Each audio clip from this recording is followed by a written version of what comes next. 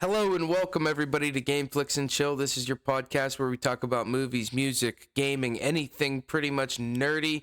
We're going to talk about it here on Gameflix and Chill. This week, we have uh, it's not really weird. It's not very special, but we're just going to talk about our it was going to be top 5, but we wrote down 7 movies each just in case, we needed to fill a little bit more time, and I think we're just going to go through all 7. So our top 7 movies. I know, stupid number. I am Nick. This is Dante. Welcome to Gameflix and Chill. How's the arm? Oh, it's getting there. I can do this now. Yeah, that's I good. can move it around a little Dude, bit. okay. But Little short story at work. So I was moving this beam, right? And it think of an I beam, but it's set sideways so it looks like an H. okay, So I was moving it, and I had chains like hooked on like the cross part of how it would look like an H. I had it hooked onto the cross part of that, right? But I didn't have it okay. like done in a very professional way. No, you had it OSHA certified. That's how you were carrying Come with me, and you'll see a world of OSHA violations. So I'm doing that, and I kind of had a hook on each end, catty corner from one another. It was only a piece of a beam, like, I don't know, 2 foot wide, 2 foot long. And I'm pulling it off of the saw that I was running because for some reason my boss has had me on the saw. And the fucking chain slipped. And I don't know if you can see it, but this finger, Oh, you can a little this bit. Yeah, finger well, is messed up. And then I pulled the skin like completely off the side of my pointer finger. So yeah, me and you, we're out here holding it down 2024, rocking the workplace injuries. yep. Yeah. Sitting in the sitting in my boss's office filling out paperwork. And it was entirely my fault. Like I did something stupid. I got hurt because of it. It's fine. I can bend it. It's like it's healing obviously, but anyway, I'm in my boss's office filling out paperwork. And I looked at him, I go, "Hey, I wonder what the safety meeting's going to be about this week." He goes, "I can only wonder." Walked in yesterday, safety meeting about having your hands and feet and appendages and pinch points and when operating equipment. It's like, yep, that's me. There you go.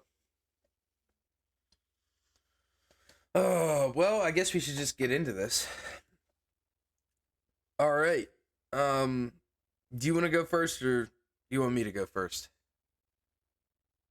I don't care either way. You go first.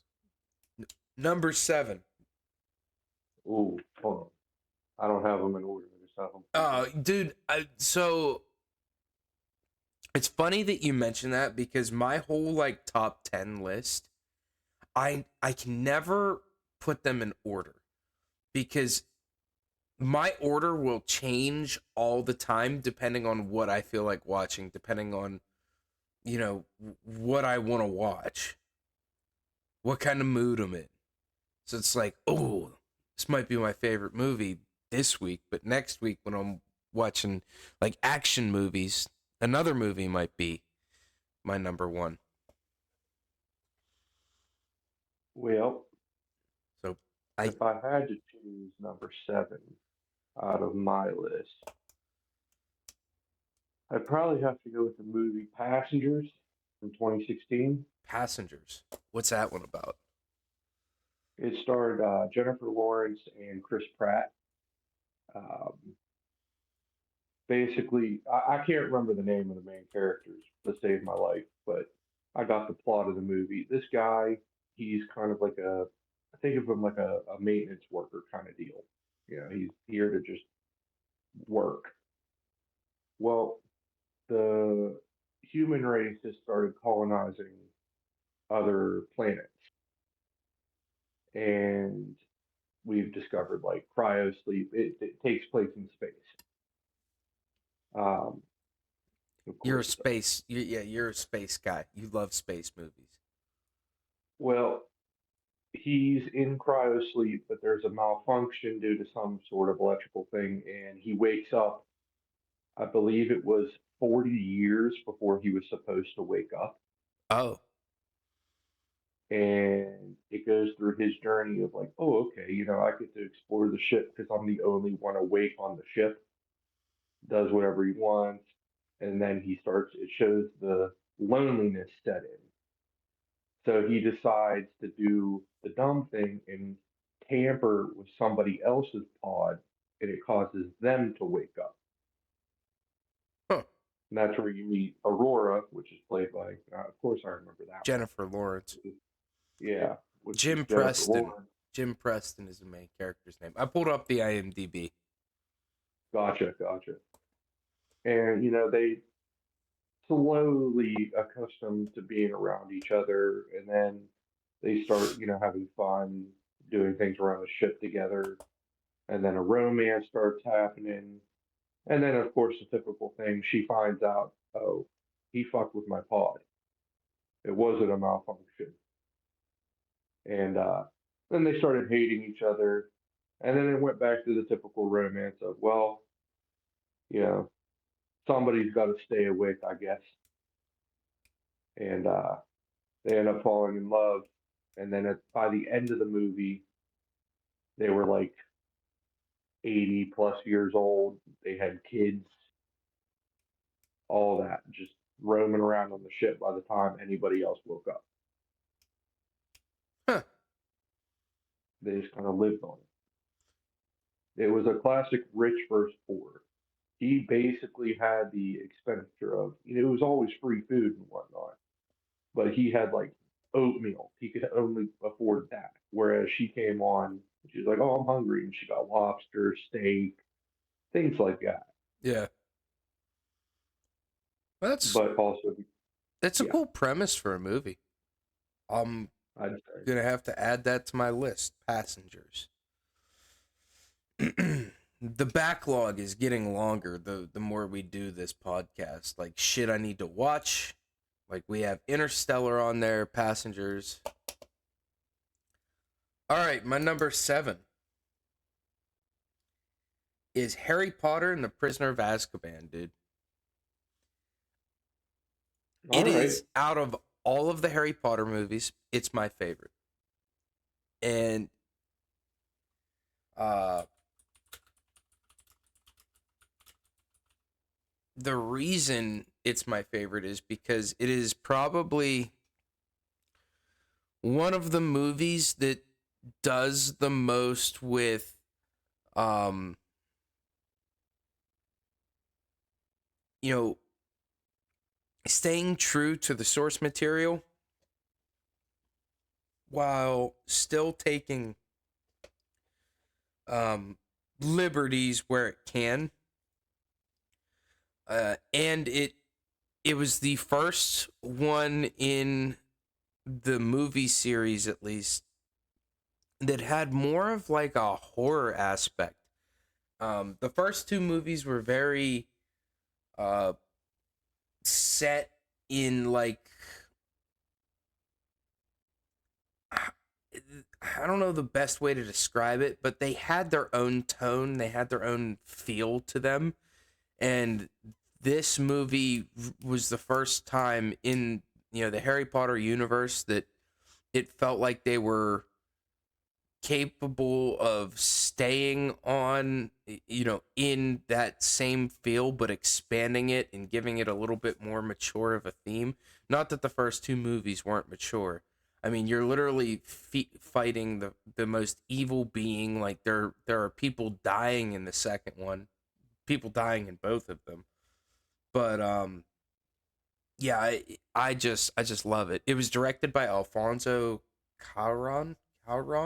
Can't remember how to pronounce it, but he directed Gravity, dude. He might have worked on Gravity. No, he was the director. So that was George Clooney, Sandra Bullock. Oh yeah, I remember that one. Yeah. Yeah. He directed Gravity, he directed Pan's Labyrinth. Um Well, that's so that's he a had like a different background kind movie. of in, I wouldn't say horrors, but like thriller horrors kind of deal. I'd say yeah, He's thriller suspense kind of deal. Yeah. yeah, and it's the one out of the series that every time every time I watch, like right around the holidays, you start seeing all of the Harry Potter movies on TV. Uh, it's the only one that when I see it, it's like, oh, okay. I like sit down and I watch it, and I've been trying to get Madden into Harry Potter recently. It's just one of my favorites, you know, and that's why it deserves to be on my list of my favorite movies of all time. Now, are you gonna have Madden watch Harry Potter with the guns added in, Dude, did or you see that PS4? corridor? Did you see that corridor digital? Dude, that was so funny when they did that. They put guns in Harry Potter. They do a bunch, dude. They made like Marvel rated R. Uh they did a scene from Captain America. I think it's Winter Soldier, where like Captain America kicks a guy in half. And they just brutalize these people in their re-edit. They make Wanda like pull the blood out of one of the security guys with her magic. Dude, brutal. Hey, pause. Okay. Pause it real quick. Yeah. All right. So we're on your number 6. All right. If I had to say number six on my list would be Inception. Good pick. Christopher Nolan, dude. The Yeah. You don't Oh even yeah, need to explain it. I get it. Because yeah. Inception's on my list too. It's a little bit higher up, but it's on there, dude. And oh, just the directing, the cinematography, the cast, everything about that movie. The plot, the idea of being able to go deeper into like dream states, man, and being able to build worlds within a dream state. The ending, Oh, oh, I loved it, especially because it has two of my favorite actors in it.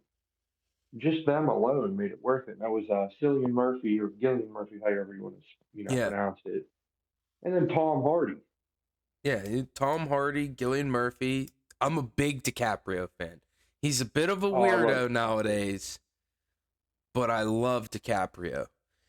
And god damn, man, he's just Nolan just wrote something weird, and it's like it's just so perfect. For the longest time, like it was in the contender for my top number 1 favorite movie, which spoilers, it didn't get my top number 1, but we don't even need to talk about it anymore.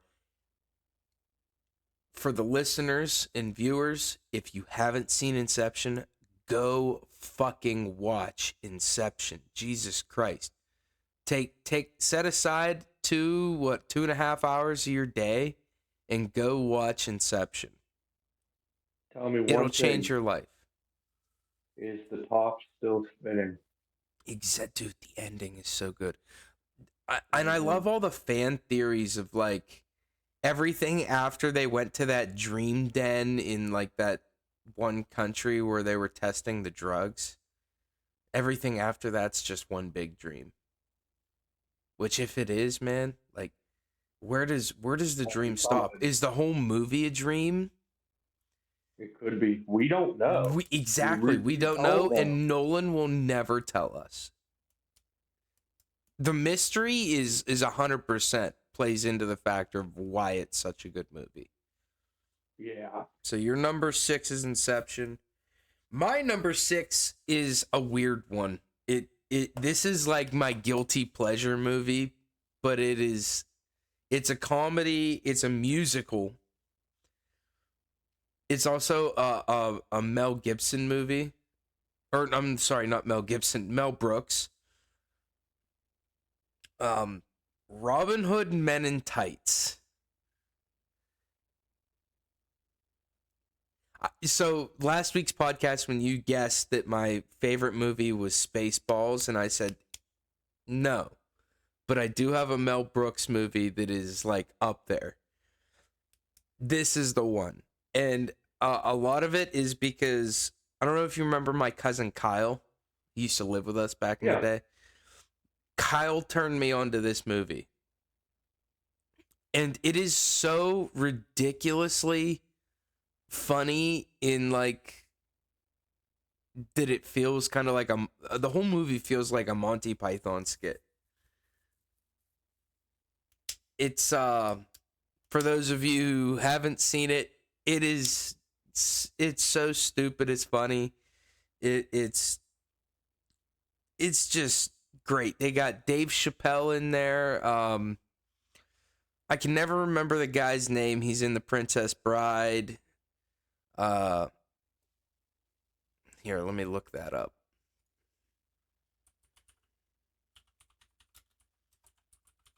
In Mel Brooks, Carrie Elwes. He was in Saw. Um,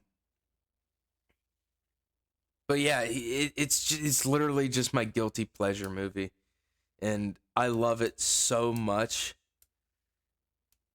It's just fucking like you see all these knights fighting in the one fighting scene, and then you look up and you see like an exit sign in what's supposed to be a medieval castle. There's supposed to be like a fight over this bridge with Little John, and Little John is fucking yoked, and they're fighting, and the guy falls in this little creek, and he's like, "Help me! I'm drowning! I can't swim! I can't swim!" And he's literally laying in like an inch of water. Dude, that is Robin Hood's castle gets repossessed, and a bunch of horses and on a buggy just pull the fucking castle away because his dad died and his mom died, and the dog ate the cat and the cat ate the goldfish, and literally everybody in his life died. There's a blind guy named there's a blind guy named Blinken. Dude, it's like I said, just one of my guilty pleasure movies, and I'm pretty sure you've known me long enough. I'm pretty sure we've had to have watched it together at one point. Oh yeah. Just a Oh yeah. just a guilty pleasure. Is it a good movie? No. Is it funny? Absolutely. And is it so stupid that it deserves to be on my list? Yes. And that's all I have to say about that. There will be no arguing. This is the correct top 5 movies of all time list right here. All right. Let's go to your number 5. All right. This may be a surprising one based off of certain things. My number five is Titanic. It's got moved down over the Masterclass. years. It's got moved So down over the years. Yeah, dude, because it used to be your number 1. And I honestly, like, if we were doing a top 10 list, I'd say Titanic would have to be on mine too. It's just I don't know. when you look at About it, Leonardo's in it, so this, I mean, automatically pretty high up anyway. It was just they did very well with the filming and just the scenery. Just it made you feel like you were on the ship. the amount of money that went into that, it was The budget was only 200 million, which back in the 90s, I don't know what's the inflation on that, no clue, but I mean they sent submarines down to like capture images of the inside of the Titanic so that they could recreate it accurately on film. I mean, James Cameron. He's built different. I'll Yeah, tell you what. he just does, like, James Cameron is incredible. He currently is, you know, kind of tied up in all of his Avatar stuff, which personally I think is mid, but I will never, while I don't like the plot of Avatar, and I think it's just an easy plot, I will never say that he doesn't give a damn about what he puts out. And he just puts in so much effort into every project he works on. And yeah, I can't get over it. I mean, you have James Cameron making Avatar, Titanic, Terminator, the Aliens movies. He just does what he wants when he wants to do it. It might take him fucking 15 years to make a movie, but he he puts the effort in. He puts the work in to do it. And he did with Titanic. I just love that movie, man. There's something about it. I legitimately, when watching it, is like you could feel like, oh, they're in the dancing scene with all the the lower class The people yeah, that, third and class. they're just jumping around dancing. Like you feel like, oh man, I should grab a drink and just fucking jump around. But then you're at the end when, oh, spoiler alert, the Titanic went down. By the Yeah. way, It's one of um, those movies that you like live in the moment when you're watching it, even though you yeah. know impending doom is like there's impending doom. So I respect it. Okay, so what, my number 5 now? Yeah. Yep. This is dude, I love heist movies. Let me preface that. I fucking love them, and the best one out there is Ocean's 11. I I love, had to know there was a James Bond movie coming on. I had to know. yeah, it's like a style. That's what I mean. Like, I have so in my top list, it's like so many different types of movies that it all depends on how I'm feeling. And Ocean's 11, just the ending and the star-studded cast. I mean, you have George Clooney, Brad Pitt, Julia Roberts. It's just, I don't know, the soundtrack to the movie is great. It's just like that jazzy alternative kind of music. I don't even know if alternative is the best way to describe it. You're in Vegas, you just get that feeling when you watch it, and it's got like some, I won't say one-liners, but it's got some quips to it, and I just every time I watch it, it's just fun. You know, it's a fun heist movie, and man, the ending when they pull off that heist is just so damn good. And they obviously they made sequels. I'm not a big fan of Ocean's 12. Ocean's 13 is good because once again they're in Vegas, but that just that first one, that Ocean's 11, best heist movie there is. And I think the big thing is the setting in Vegas, and I can go on talking in circles about it, but whenever I'm in the mood to watch a heist movie, it's always Ocean's 11. All right, your number 4. All right, this is one. I do still. I'd say I watch it. It's not even a guilty pleasure, nothing like that. It's Gangs of New York. Ooh, good movie. It's been a while Yeah, since I've seen it, but I watched that in high school. yep. I watched it in high That's where I school first saw it. on did you take history on the screen? I did. Yeah, that's where I watched it. Good movie. That's Daniel Day-Lewis, right? Yep. He's in that. Gangs of New York. I It's mean, been so long it's since I've definitely seen that. it's one of those things where like you can kind of take a wild guess at what the movie's about just from the title, but it takes place a few, yonder years back, Yeah. and back when all of the peoples of the world in New York hated each other, Yeah. They and still do. yeah, they still do. Everybody hates everybody, but it's just a little more civilized now. But back then, it was like, oh, we hate that guy, so we're just gonna get rid of that guy. Yeah. Once again, Now we Leonardo hate that DiCaprio guy. movie too. Shout out. Well, damn, he's on my list 3 times. He was gonna be No, on there's my list something three about it. times too, but I had to substitute a movie out just because of how it felt in my heart. But yeah, man, it's a great movie.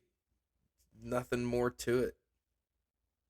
The Gangs of New York kind of gave me whenever I watched it. Now, obviously, it's not the same as this, but like when it comes to Fight Club, it kind of gave me that same vibe. It's one of those movies that like you can tell it was made to last, Mm-hmm. It's and it's to got this that day, tone, and it's got that old school tone to it too. Like it's one of those another one of those period piece movies that when you watch it, you feel like you're in the 1910s, 1920s, whatever years it's set in. when I watch it, I'm ready to like throw fisticuffs with somebody. 1860s. Sorry, I was like way ahead of the mark.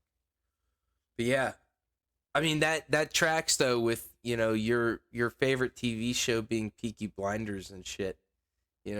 It's like Mm-hmm. that era Yep. era of media that just speaks to you, and it's historical. Yeah, it takes place in the Five Points. I Yep. remember watching it. It's been a very long time since I've seen it though. Respectable pick. Anything else you have to say about it? No, honestly, there's nothing. I don't want to make you feel like we're speed running here, but uh, I have to go pick up Madden soon, so I'm gonna try to just pow straight through these. My number 4 is The Hateful Eight by Quentin Tarantino. Ooh. Okay. All right. It it's a murder mystery set in the Old West, post Civil War. You got um Sam Jackson, the typical Tarantino crew. Um, I can't remember.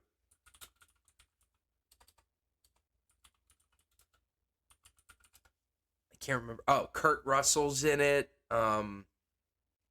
Walton Goggins, Tim Roth, surprise guest star, even though it was short lived, by Channing fucking Tatum. If you haven't seen it, I'm so sorry for the spoilers, but dude, Channing Tatum's down in the basement and he blows off Sam Jackson's nuts with a handgun. Anything Tarantino, anything. It's gonna be dialogue heavy. But The Hateful Eight, I mean, the budget was um only 44 million, which put this in perspective. The Hateful Eight was made in 2015. Titanic was made in what, 96? Yeah. Titanic had a $200 million budget. This whole movie, the Hateful Eight I'm talking about here, this whole movie is set in like one cabin. They don't really change scenery often, and when they do, it's literally just going to a snowy mountain and shooting outside on this in the snow, and it's just a murder mystery.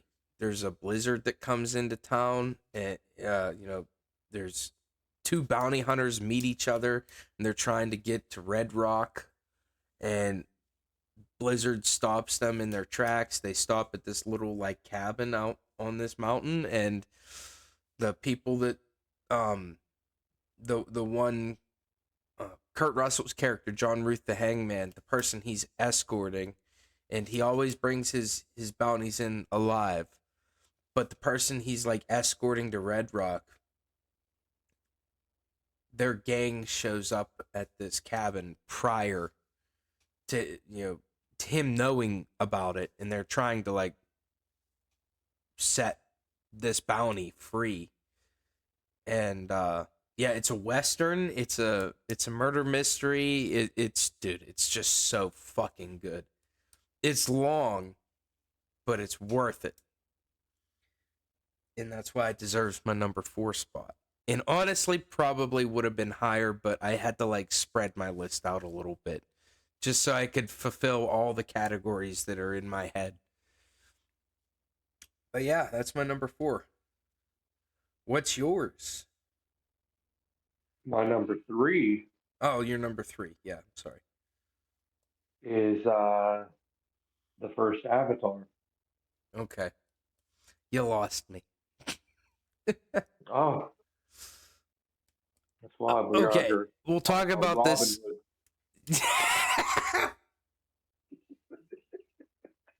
Don't judge me for Robin Hood. That one holds sentimental value in my heart, brother. Like I said, I really like James Cameron. I said it before. He puts the fucking work in. He gets the box office results. He also takes 15 years to make a movie. Well, not true, because actually Avatar 3, 4, and 5 are already. They're in production, and you'll be fucking 50 by the time 5 comes out in theaters. Oh, James Cameron actually, might be dead by the time he gets these movies out. Avatar 5 is confirmed for 2031. Wow. You only have another 7 years. Well, hey, apparently the next one's supposed to come out next Okay, year. so, all right.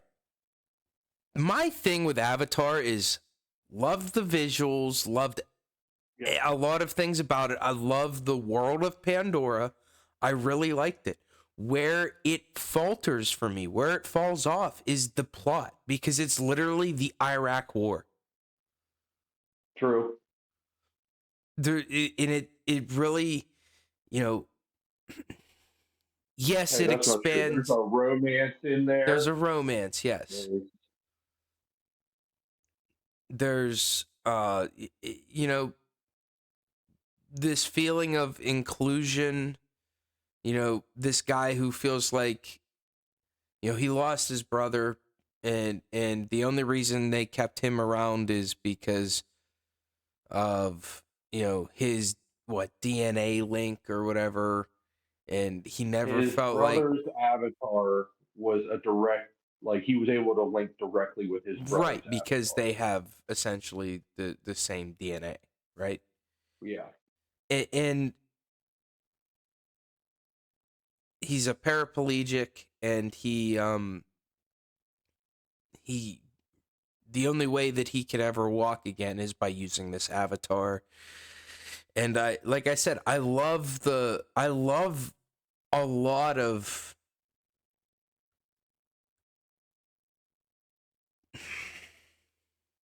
I love a lot of the world building. You know, this ancient civilization on a foreign planet known as Pandora, and this guy pretty much befriending them in learning their culture. Like that I love. I want more of that. And maybe Way of the Water does more of that. But where I just can't get into it is oh, America, yeah, Earth, whatever the hell they are, we went to war with them for their oil or for this resource called unobtainium. And it's just, for me, such a cop out. Like, I don't know. Maybe I'm being a little judgy, but I just think that it's not my cup of tea just when it comes to that, but everything else is sick. Hmm. Why do you love it? For all the reasons I just Some said. of it, I'm basically a very visually attuned person.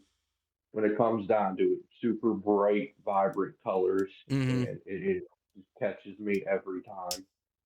Um, that's why I like space stuff because every single time they over exaggerate, oh, supernova. Yeah. Look at this galaxy. Like everything, it's always a different color.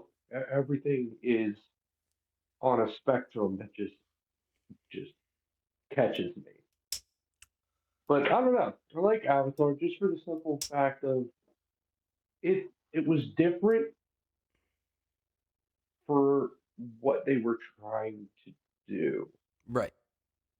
Because you could obviously see, you could break down after about watching a movie for, I don't know, let's say like half an hour, you could tell how the rest of the movie was going to be. That's not a question. You could kind of, if you were smart enough, you could piece it together. But there was just something about it that just caught, and it's in there. Yeah. Like I said, I'm sure you can like understand. I throw it its fucking roses. I give it all the credit it's deserved. It's just that one plot point, which if it were a subplot, probably wouldn't care as much. But it's the main plot of the movie, and that's where it loses me. It's like they could have done so much more. Like there could have been another alien species invading this planet, and then Earth went there to like help to create allies so that they could get the unobtainium, and like that would have interested me more. But the fact that Earth, the bad guys, the invaders, the white man, the white devil has come to take our unobtainium. It's just like, man, such a cop out. Like, I get it. Oh, then I you get it. probably, have you ever watched the second one then? Haven't seen it. You'd probably like the second one more than And the first it one. would probably, and that's what a lot of people were telling me, is that it would make you really appreciate the first one more if I watched the second one. I just haven't. Like I said, backlog's getting bigger. The longer we do this podcast, the more people I talk to, the more movies. I'll say this: the first Avatar is a great movie. It's a great experience. But as whenever we're talking about film, in film, I say Hateful Eight, you know, Inception. Those are films because they're deeper than just the visuals. They're deeper than just the romance plot. You know what I mean? Oh yeah. All right, we'll move on to my number three. Um, my number three is Inception. We don't need to talk about it. Well, there it is. It's just higher on my list.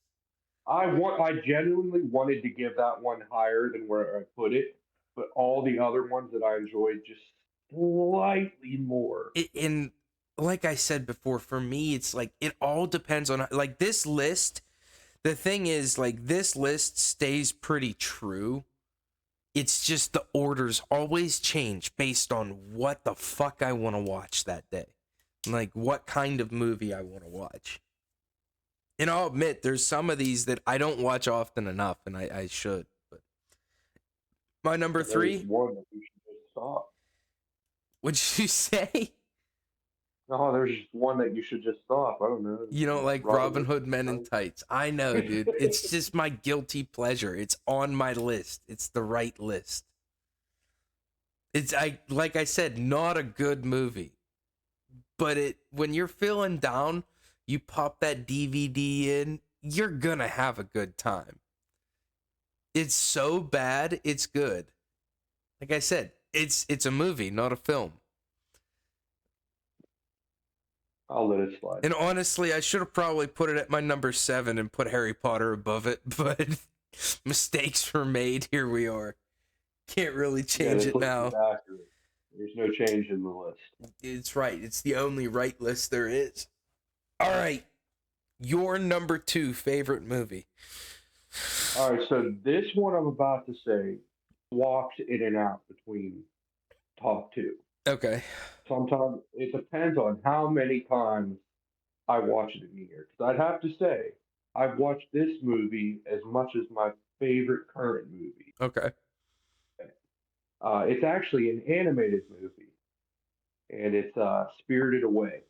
Dude, yes. I don't like anime, but I have seen this movie. It has been many, many years since I've seen this movie. I mean, I was but a wee lad, about yo high, the last time I watched this movie. But respectable pick. I I don't don't know. remember It's a just, whole lot about it. obviously. Well, basically, this little girl and her mom and dad are getting ready to move to a different city.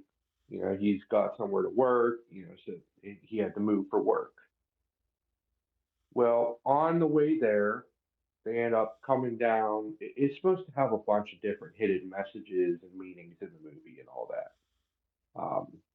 But they end up getting lost, and they all decide to get out of their car and kind of go explore.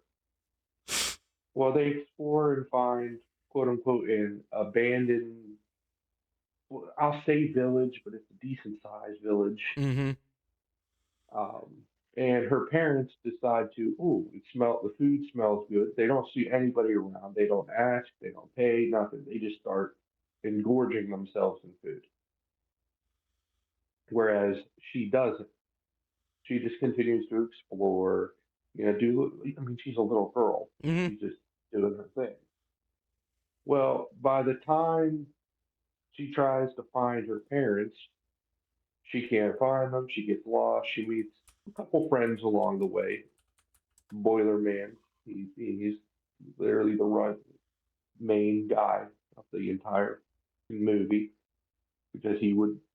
Yeah, nonetheless, we're not going to go on that tangent. But it's just the way the movie was laid out. It's a very, I want to say, it starts out as a mystery that turns to a thriller suspense, but then it turns into almost, I want to say, like a weird romance. And then it becomes heartwarming, and then the movie ends. I don't want to say nothing just in case, Yeah, because that movie is not like I've seen it, and I remember a lot of like scenes from it, a lot of moments.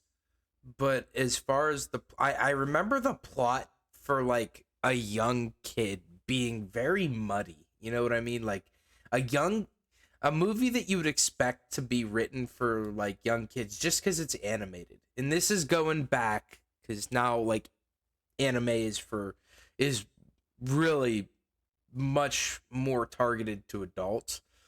But my parents bought me this movie, and the plot was deep. that. Yeah, it was. Like, so basically, her parents get trapped there, and I had to look up the IMDb, and the little girl ended up having She to signs work her there. life Yeah, over she had to for work Yeah. to free herself and her parents, and yeah, it's just like it's a good movie. It is, and in a medium that you wouldn't expect like a top 10 movie to be set in. You know, the animated medium. Respectable pick. Very respectable. My number 2 should come to no surprise to you.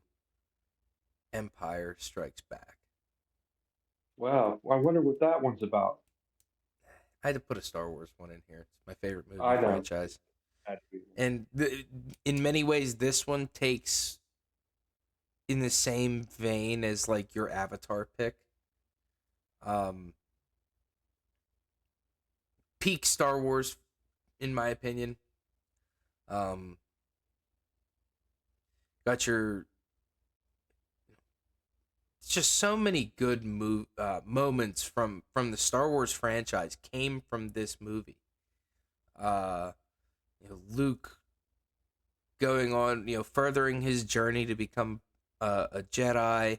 Um, the Han and Leia falling in love, more so in love. It's kind of like one of those. I don't want to say abusive relationship. That isn't the right word, but like one of those. It's so wrong. It feels so wrong that it feels right. Kind of Yeah. relationships. The scruffy looking nerf herder with the princess. Just like I don't know. I loved that part of it. My one complaint is that it's very A team versus like B team with the cinematography, but it works very well. You get the big reveal at the end that Darth Vader is Luke's father. Hey, spoilers, if you haven't seen Star Wars, Darth Vader is Luke and Leia's father. But we didn't find out that Leia was Luke's sister until the next movie, and they kissed in this movie. Number 1. What's your number 1? All right, it's Interstellar. Interstellar. Yeah. I need to watch it. My roommate is probably gonna kill me in my sleep if I don't watch this movie. I there's not much I want to say about it because I know you do have it on the list. Yeah, And I won't. I don't want to get too far into it. Will say a fun fact. I know the beginning of this movie has a scene with a cornfield. Correct? yes, Okay. Did you know that I Christopher did know. Nolan? Okay. Yep. For the audio, for the viewer, for the listeners, and for the viewers, Christopher Nolan bought this cornfield to shoot this scene in. Bought the whole fucking cornfield. Shot the scene. And then once the corn had matured, turned around and sold all of the corn in the field and profited money. And then put the rest of that money into shooting the rest of the movie. Dude. That's a fucking baller move. Yeah. I want to backtrack a minute because there was something I wanted to mention about The Hateful Eight that I completely forgot. And it's kind of like a fun fact in the same vein. So in The Hateful Eight, there's a scene where Kurt Russell is listening to his bounty, Daisy Domergue, play a guitar. And she's singing and kind of like serenading the whole group inside this cabin. Well, the guitar was a legitimate, like, antique guitar from the 1800s. It was estimated at a value of priceless. And it was housed by some museum somewhere. But they rented it out to Tarantino. If you've seen the movie, Kurt Russell gets pissed because Domergue's singing, Daisy Domergue is singing the song and she puts another verse on and she's just very nasty. So he takes this guitar and slams it off the fucking bench that she's sitting on, breaks it into pieces. Now you'd think that The prop department probably made replicas of this guitar. When they filmed the scene, they forgot to swap the fucking guitar out. So he smashed a priceless fucking guitar against a bench. And the actress, Jennifer Jason Leigh is her name. The actress knew that this was the real guitar. And her reaction in the movie is genuine. Like absolute fucking shock and fear because he smashed this fucking guitar right in front of her and it broke it into thousands of pieces. She was more shocked that he broke the fucking guitar than like it gave such a genuine reaction that's the take that they used. And the museum that rented that guitar to Tarantino for this film vowed to never rent their equipment out to any other film movie ever again because of that mistake. That's a pretty costly mistake. Yeah, priceless. So when you look at the budget for that being 44 to 62 million, you have to add a priceless guitar onto that too. Little fun fact. So your number one was Interstellar. We'll jump back around. I'm sorry. I forgot to mention that when we were talking about the Hateful Eight. My number one is Fight Club. Mm-hmm. Dude. Oh, God.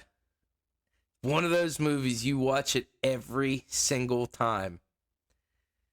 And every time you watch it, once you know, like, the twist at the end, you watch it. Every time after that, you notice something different. You notice it's like, oh, because you're looking for it now, right? Yep. What is your name? What is my name? Tyler Durden. And you realize, like, you never even knew the main character's real name. They never say it once. You only ever know you only ever know Brad Pitt's character's name. And without getting into spoilers, viewers, listeners, if you haven't seen Fight Club, it's a masterpiece. Go watch Fight Club. It's not just a movie about dudes fighting in a basement. It's so much more than that. Have you seen it?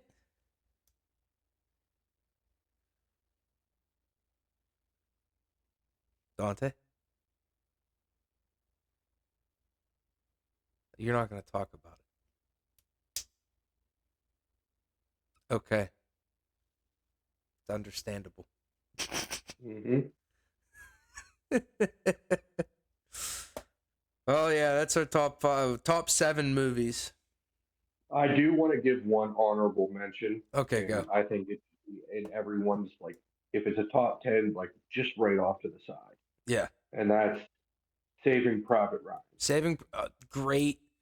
Dude, I felt like I was missing something from this list, and I think a war movie would have been one to put on there. Yeah. I remember my family and I went to see my cousin. Kind of like that older cousin, like way older cousin that feels kind of more like an uncle, you know what I mean? But my cousin Yeah. Lee lives down in Atlanta. And just outside Atlanta actually. And he at the time he had lost his wife, so we'd been spending some time with him, and we went to bury his wife at Arlington, and that summer we planned on going down and pretty much just to like check on him and make sure he's doing okay. But my cousin is kind of loaded. Like, he is a retired lieutenant colonel in the United States Army. He ended up, so he completely retired at the almost probably one of the highest paying salaries in the United States Army. And so he has that income. He invested a lot prior to the stock, like when the stock market was crashing, he invested a lot of his his savings. So when the stock market came back up, he made a lot of money. Him and his wife, way back, were in a car accident, so they had a lot of money. Well, he put this whole home theater in his basement.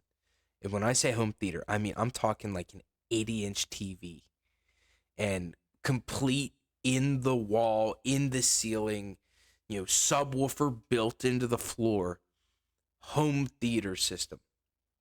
And my sisters had never watched Saving Private Ryan. And my sisters probably never would have. But I saw he had this on Blu-ray. And I was like, we gotta watch this. Like, we have a home theater right here. Like, don't you want to hear Nazis shooting at you and feel like you're like being shot at in World War II? Dude, they fucking loved it. Rena and Bree fucking loved that movie whenever we watched it in surround sound on that big ass TV. And dude, good movie. Great movie. I agree. Should be in the top 10. If I had an honorable mention, I almost put this one down, but I was going to put down The Sixth Sense. Oh, okay. And only reason I didn't is because I don't really ever go back to rewatch it, but I remember watching it for the first time. And it was the twist at the end, man. For the same reason that I love Fight Club, I love The Sixth Sense. Yeah, that's definitely. These are your top 14 movies of all time. There's a couple repeats in Inception, pretty much being the only repeat, but it deserves to be the repeat. These are the only, well, I guess top 13 movie. Ooh. Top 13 movies of all time. These are the only correct movies, and if you have any different ones, you're wrong. Any things you want to say for your closing arguments? You care to shit on Robin Hood Men in Tights one more time for me? I just can't believe that it's up there in your top 7. Like I said, man, Every I single had thing out there. I had to throw my guilt. It's based on my favorites. It's my guilty pleasure movie. Like I said, you say you're in a bad say you're in a bad mood, right? You put in Robin Hood Men in Tights, it's guaranteed to make your mood better. No, I put Monty Python and the Holy Grail on. I mean, that's respectable. But there's no musical numbers in it. I don't like musicals. I know you don't. But come on, Robin Hood Men in Tights is fucking hilarious.